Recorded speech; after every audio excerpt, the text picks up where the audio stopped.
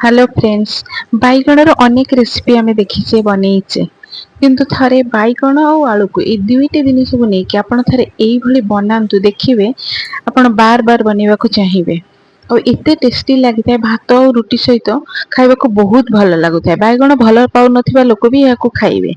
तो मो चैनल को आप नुआ कर देखुले निश्चिंत भाव में लाइक करंतु, शेयर करंतु और सब्सक्राइब करंतु। तो चलतु बनैबा आलू बैगणर यही रेसिपी।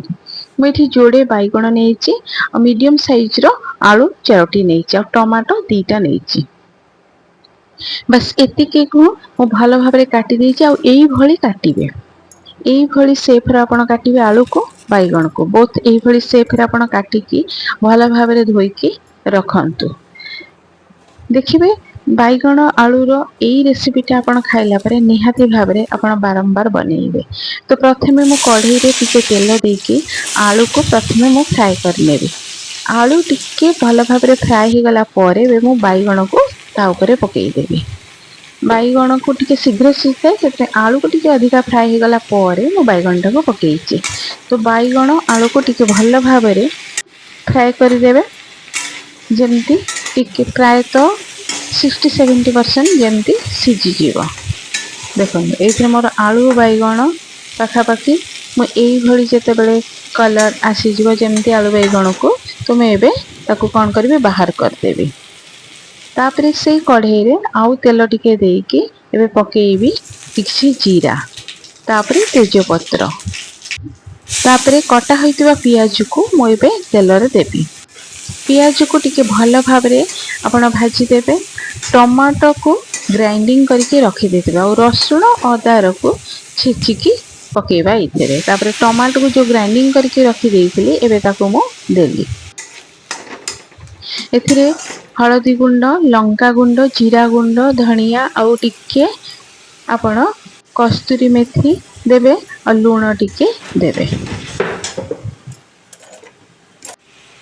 एबे देखंतु कस्तूरी मेथी मु ऐड करदेली। मसला को भल भाव में कषि देवे। लूण पकईदे मसला शीघ्र हो जाए।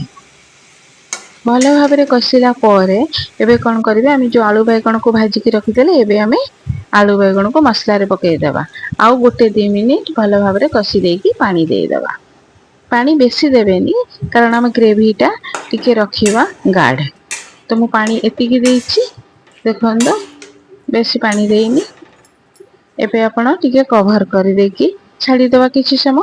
तापरे से फुटिला परे बढ़िया किना हे जिवो आपनकर आलू बैगणर एई तरकारी।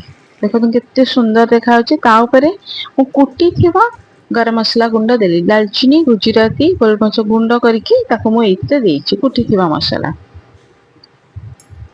एबे देखंतु बहुत सुंदर देखा जाउछे, बहुत बढ़िया भी टेस्ट लगी थाए। एबे आपण भात किंबा रुटी सहित आको टेस्ट करंतु केमिति लागिला मते निहाती भाव में कमेंट करिवे। मु जेमति बतैछि आपण सेही स्टाइल रे थरे बनांतु, बहुत ही टेस्टी लागिबो। भल लागिथिले मो वीडियो को लाइक करिवे, शेयर करिवे आउ मते कमेंट देबे। मो नुआ करी देखुथिले निहाती भाव में सब्सक्राइब टे कर दियंतु। जय जगन्नाथ। आगु को एमती नुआ वीडियो मानिके आसीबे।